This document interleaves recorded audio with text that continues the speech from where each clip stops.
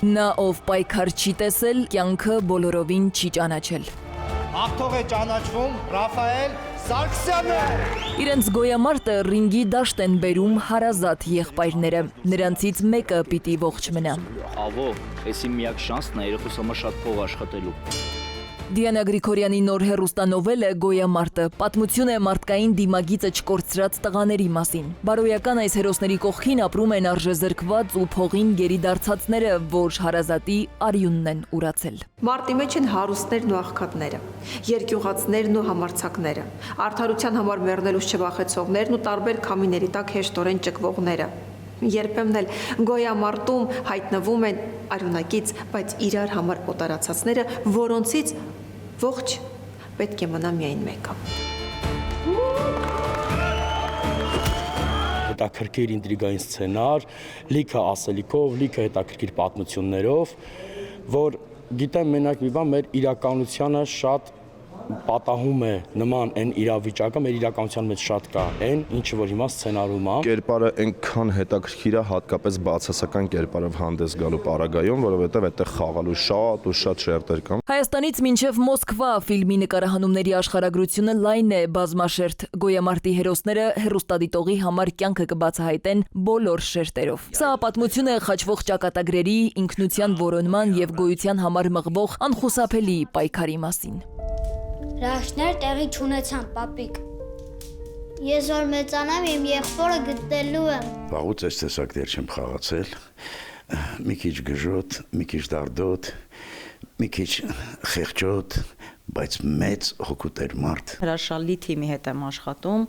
շատ լավ խաղընկերներ ունեմ, թիմի հետ արդեն վաղուց աշխատել եմ, բոլորն էլ արդեն իմ ընկերներն են։ Ֆիլմում ներգրաված են հեռուստադիտողին արդեն ծանոթ ու սիրելի դեմքեր՝ Դավիթ Հակոբյանը, Կարեն Հովհաննիսյանը, Ռոզի Ավետիսովան, Լևոն Մկրտչյանը, Նիկոլայ Եղիազարյանը, Անի Մեհրաբյանը, Կարո Հովհաննիսյանը եւ ուրիշներ։ Լսի,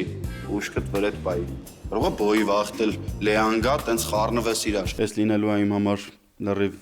նոր կերպար, աշխատում եմ այս կերպարի վրա, արդեն սկսել եմ պարապել, բաքսոր է այս կերպարը լինելու,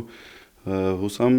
կտարբերվեմ նախորդ կերպարից։ Ես շատ փակագծեր չեմ ուզում բացել, որպեսզի մեր հեռուստադիտողը ավելի հետաքրքրությամբ լցված լինի, այնպես որ խոստանում ենք, որ ինտրիգային եւ շատ հետաքրքիր սուր պահեր եւս լինելու են։ Ես քեզ կպահեմ, դու ուրիշ երեխուն չէ՞։